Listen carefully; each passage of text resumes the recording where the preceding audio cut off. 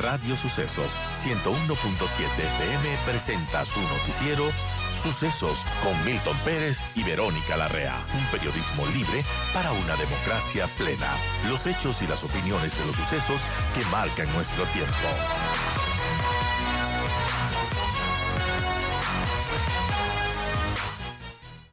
Gracias, Roberto, por estar con nosotros. Bienvenido. Y bueno, cuéntenos sobre estos nuevos datos que ha publicado el INEC, que ha sido recogido por varios medios de comunicación y que también ha llevado varios comentarios respecto a la ciudad de Manta. De hecho, ayer veía que en Twitter era tendencia Manta por esta situación.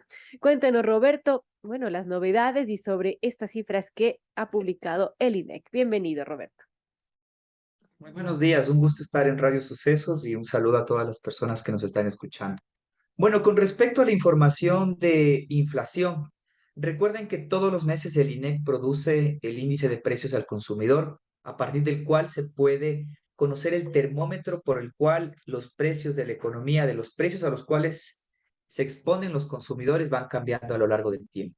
Como tú bien señalabas, nuestro último reporte arroja que en el último año, la inflación anual se ubicó en 3,77%. ¿Qué quiere decir?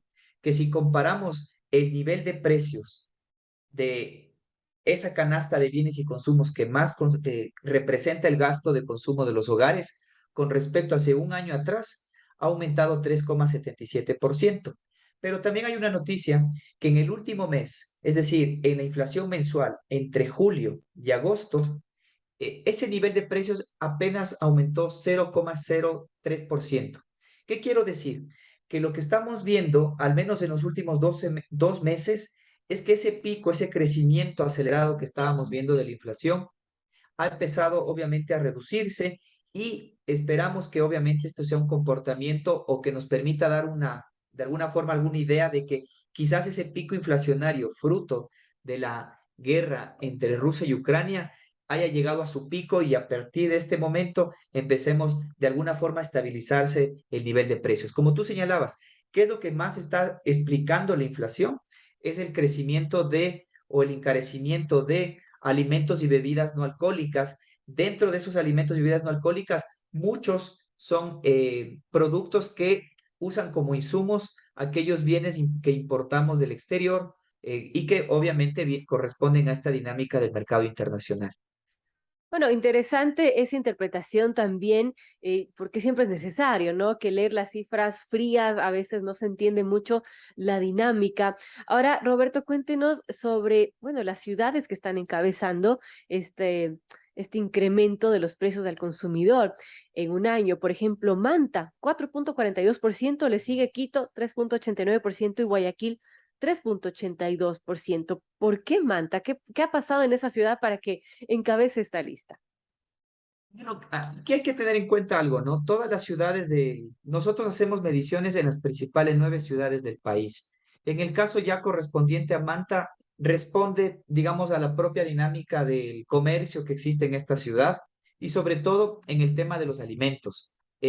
Por ejemplo, es algo que en otros meses, por ejemplo, a pesar de que tú hayas mencionado el tema de Manta, se Ujú. puede también resaltar lo que está pasando, por ejemplo, históricamente en Cuenca. Cuenca es una ciudad que históricamente ha tenido mayores, el costo de vida en Cuenca es mayor que en otras ciudades del país, pero simultáneamente Cuenca a su vez, los ingresos de los hogares en promedio son mayores que en otras ciudades, así que el poder adquisitivo, más o menos uno siempre tiene que ir viendo entre gastos e ingresos y a partir de eso ver el poder adquisitivo de los hogares. Pero en general, en Manta es algo muy similar a lo que se ve a nivel nacional, ¿no? Alimentos por un lado y el componente del transporte por el otro. Importante. Ahora también sobre la canasta básica familiar compuesta por 75 productos fue de $754,17 en agosto de este año y de lo que entiendo, Roberto, se trata del valor más elevado dentro de este registro histórico que lleva el INEC. Sí, a ver, y aquí hay que matizar, hay que interpretar bien la cifra, ¿no? ¿Cuál es la lectura? Dado que vamos teniendo, digamos, la inflación, lo que estas cifras del 3,77 que vimos que explicamos hace un momento, te refleja el nivel de precios de todos los hogares, el ingreso el gasto promedio que realizan los hogares, más o menos. Pero la canasta básica es como un subconjunto que refleja los bienes que son más indispensables, es decir, Ujú. reflejan de alguna manera del estrato más bajo de la economía. Pero si la inflación está creciendo, es esperable que también el costo de la canasta lo haga. Pero lo que nosotros vemos y observamos a lo largo del tiempo es que entre mayo y junio, de hecho, la canasta básica pasó de 735 a $751. Tuvimos un incremento de casi $20 y se debió como consecuencia al desabastecimiento que tuvieron las principales ciudades del país, fruto del paro nacional. Pero y ahora, a partir de julio y agosto, los crecimientos, digamos, no superan los $2, $3. Así que el mayor crecimiento que tuvimos fue entre mayo y junio de este año. Bueno, interesante conocerlo y, como decía, otra cosa es ya entender un poco la interpretación que nos hace el director ejecutivo del INEC, Roberto Castillo. Aquí lo tenemos en estos momentos de nuestros micrófonos para conversar acerca de inflación, los últimos datos y cifras que tiene el INEC. Ahora, Roberto, si comparamos la inflación de nuestro país respecto a otros países de América Latina, también hay temas interesantes, ¿no? Porque tenemos una inflación mínima frente a otros países vecinos. Así es, bueno, aquí primer mensaje, y lo hemos dicho en varios momentos, cualquier economista debidamente informado que conoce la lógica de la formación de precios y el contexto internacional, sabemos que a nivel, la inflación en el año 2022 es el problema mundial. Después de la pandemia y fruto de la como consecuencia de la guerra entre Ucrania y Rusia, todo el comercio internacional, todo se encareció porque Rusia y Ucrania son grandes productores. Estando en guerra, producen menos, ofertan menos y hay mucha demanda. Entonces los precios tienden a crecer. Y eso hace que todos los países del mundo hemos enfrentado, digamos, picos inflacionarios. Pero con respecto a lo que sucede, por ejemplo, en la región, Chile para julio de este año tiene, reportó una inflación anual del 13%, Colombia del 10,21%, Perú del 9,28%, Estados Unidos estaba en el 8,52%, El Salvador 7,42% y Ecuador en el 3,86%. Tanto Ecuador como Panamá son países que, a diferencia del resto, están con los índices, digamos, de inflación más bajos. Ah, y también, para ser totalmente claro, también Bolivia ha sido uno de los países que menos le ha Ujú. impactado el shock inflacionario. ¿Qué quiero decir? Seguramente un ciudadano dice, bueno, a mí finalmente, a mí me está afectando el encarecimiento de los precios de los alimentos. ¿Qué me interesa lo que esté sucediendo en otros países de la región? Pero creo que sí es importante también matizar esto, que primero es un problema externo muy complejo, impredecible hasta ciertos momentos, pero también la gran ventaja que ha tenido el Ecuador de tener el dólar como moneda hace que estos shocks potencialmente no se hayan disparado como lo hemos visto en otros países de la región. Muy interesante, y de hecho, según los datos de la INEGI, lo que veo, los productos que más se incrementaron, por ejemplo, está la gasolina de alto octanaje, un incremento del 47%, es entendible por todo lo que se conoce que se ha subido el petróleo, limón con un aumento del 41% y el aceite puro con una subida del 38%. Bueno, ¿qué podemos comentar de esos productos, Roberto, brevemente, para luego pasar a otros temas que también quiero topar con usted? Sí, brevemente, la cifra que tú acabas de describir es la comparación anual. Entonces, recuerda que en agosto del 2021 todavía existía este mecanismo de ajuste de la gasolina de bajo octanaje o de la gasolina extra. Entonces, por eso es que todavía se sigue reportando matemáticamente ese nivel o ese incremento en la inflación anual. Cuando lleguemos a octubre, ya el componente de las gasolinas dejará de explicar o dejará de incidir en la inflación, porque ya básicamente a partir de octubre, con decreto ejecutivo del señor presidente de la República, ese ajuste en la gasolina de bajo octanaje y dado la gran participación que tiene en el mercado, digamos, en el consumo de los vehículos, pues algo, va a ser algo que va a dejar de incidir. Y lo que tiene que ver con limón, con lo que acabas de mencionar, hay muchos productos que tienen un ciclo, obviamente, así que en esa parte, digamos, no hay mucha más historia que contar. Es lo que te puedo resumir en lo que estamos teniendo en inflación. De manera muy ejecutiva, tuvimos ya el pico en julio, perdón, en junio, y julio y agosto potencialmente empezamos a ver que la curva empieza a bajar y dado lo que está pasando en el contexto internacional, esperemos que este pico haya sido en junio y hasta final del año empiece otra vez a estabilizarse el nivel de precios de la economía. Bien, importante, amigos. 7:55 conversamos con Roberto Castillo, director ejecutivo del Instituto Nacional de Estadísticas y Censos del INEC. Y justamente el INEC se prepara para retomar un proceso que se había pospuesto 2 años a raíz de la pandemia de COVID-19, pero que ya este 1 de octubre, con una inversión de $90 millones, arranca esta primera de las dos etapas del censo de población de vivienda y de comunidades, además. Cuéntenos, Roberto, bueno, cómo se está preparando ya para este gran censo nacional y las novedades de este proceso, que además, como nos ha comentado en entrevistas anteriores, incorporará innovaciones como un censo en línea. ¿Cómo vamos arrancando ya? Porque el tiempo sigue avanzando y estamos cada vez más cerca. ¿Cómo van esos preparativos para el censo?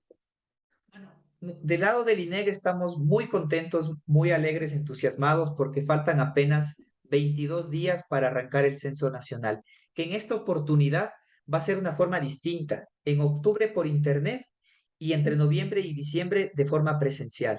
El llamado es que todas aquellas personas que nos estén escuchando y que tengan conexión de internet en sus viviendas, cénsense por internet. Es una opción que le estamos dando desde el Instituto Nacional de Estadística y Censos para que de manera muy segura, cómoda, ustedes puedan ingresar a un aplicativo web con todos los protocolos de seguridad y de manera muy sencillita te puedas censar. Si te agotaste, si ya no tuviste mucho tiempo, el aplicativo te da la opción de guardar el formulario, cerrar sesión y luego después de 1 o 2 días puedes volver a abrir el formulario y poderte censar. Y en un segundo momento, del 7 de noviembre al 18 de diciembre, haremos el censo presencial. Para ello recorreremos todo el territorio nacional con cerca de 18,000 censistas que van a golpear todas las puertas de las viviendas en el Ecuador y haremos este censo que es, digamos, es inédito porque como tú acabas de señalar, también va a ser el primer censo a comunidades de pueblos indígenas, afros y montubios. Con ellos hemos trabajado, con las organizaciones sociales hemos trabajado en la necesidad de por primera vez visibilizar qué es lo que está pasando en las comunidades, cómo se organizan, cuántos son, cuáles son sus prácticas ancestrales en términos de Ujú. educación, en términos de salud, y a partir de ello que sea un insumo súper fuerte para los posteriores años que puedan realizar proyectos de inversión.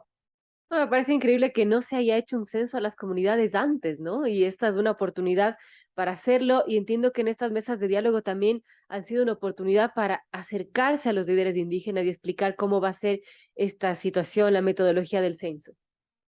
Sí, esta ha sido una muy buena oportunidad. El INEG ha participado, digamos, de una lógica de asistencia técnica y asesoramiento a todos los ministros o ministerios con los cuales se ha realizado las mesas de diálogo en diferentes mesas. Y ha sido una muy buena oportunidad para poder tener contacto directo con los líderes o representantes de las principales organizaciones sociales y comentarles justamente lo que venimos trabajando en el censo de población y ha habido un altísimo interés para el censo de comunidades. Es una información que no existe y que potencialmente va a ser muy útil para todos ellos. Por supuesto, ahora sobre el censo que es en línea, cómo se va a dar y, por ejemplo, quienes nos están escuchando y quisieran ya acceder a este aplicativo, cómo van a hacerlo, van a hacer una campaña de información para que se pueda acceder a ello. Cuéntanos un poco más, Roberto. Bueno, en los últimos días de septiembre está previsto que hagamos un lanzamiento del censo. Haremos un lanzamiento de la página web del censo www.censoecuador.gov.es. Va a ser un evento en que invitaremos a todos los medios de comunicación para justamente explicarles cómo va a funcionar el censo en línea. El censo en línea o el aplicativo estará disponible a partir del 1 de octubre en unos horarios determinados y les explicaremos cómo hay que hacerlo. Por ejemplo, sin ánimo de entrar en detalles, pero es importante que tengan a la mano su cédula de ciudadanía para que puedan darse de alta en el sistema. Ujú. Se va a generar unas claves de ingreso.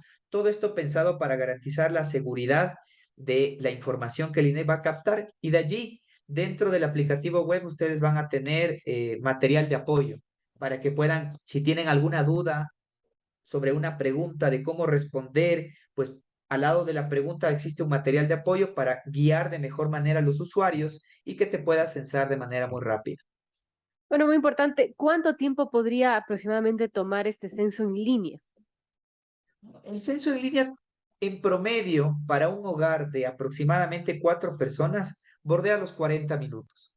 Ahí mi llamado a la ciudadanía es, obséquiennos, colaboren con el INEC, porque el censo lo hacemos todos. Esos 40 minutos van a servir para que el país tenga información súper útil, al menos para los próximos 10 años. Información que no solamente le va a servir al gobierno central, sino también a todos los gobiernos seccionales, a la academia y al sector privado para tomar buenas decisiones. Así que ese tiempo vale la pena hacerlo y desde ya les pedimos la colaboración del caso.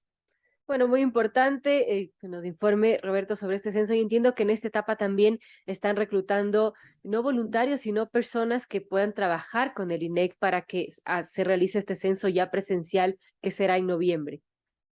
Así es, hemos hecho dos convocatorias. La primera ya concluyó y fue para seleccionar al personal de sedes operativas. ¿Qué son las sedes operativas? Sin entrar en mucho detalle, son los primeros equipos del INEC que se van a situar en unas sedes eh, desplegadas a nivel nacional. Son 304 a nivel nacional y nos sirve como una sede para poder hacer la gestión operativa del censo presencial. Ahora, el día lunes 5, hicimos ya el lanzamiento de la segunda convocatoria para invitar a todas aquellas personas que estén interesadas en ser parte del próximo censo, en calidades censistas y en calidad de supervisores. Los requisitos son al menos ser bachiller, mayor de edad, y en el caso de los censistas no necesitan experiencia previa, pero sí tienen que sí o sí aplicar en el sistema que se llama www.reclutamiento.inec.gov.es. La aplicación se va a dar el día 15 y el día 16 de septiembre. Es el único día en el cual estamos haciendo la convocatoria. Entonces tienen muchos días para obviamente prepararse y demás. Solamente tienen que aplicar y el fin de semana, el 17 y el 18, van a rendir pruebas. Yo aprovecho aquí para, si me permites, hacer un llamado a la Por ciudadanía, a todos favor. aquellos que estén interesados. Uno, el INEC no recepta carpetas. Dos, el INEC solamente, el único canal para hacer las postulaciones es a través de este aplicativo. Por ende, estos trámites o estas gestiones no tienen ningún tipo de intermediario. Si alguien se está queriendo pasar de listo y les quiere jugar con las necesidades de la población, denúncielo, háganos saber, no caigan en engaños. Todo es por la página web y seleccionaremos a los mejores perfiles. Bien, importante entonces conocer estas novedades. Gracias a Roberto Castillo, director ejecutivo del Instituto Nacional de Estadísticas y Censos del INEC. Hemos conversado varios temas importantes, las últimas cifras de la inflación y también sobre este censo que avanza y que ya arrancará en línea el próximo mes. Así que estaremos pendientes, Roberto, y gracias por la información. Muchísimas gracias, un gusto como siempre y seguiremos informando sobre el censo Ecuador.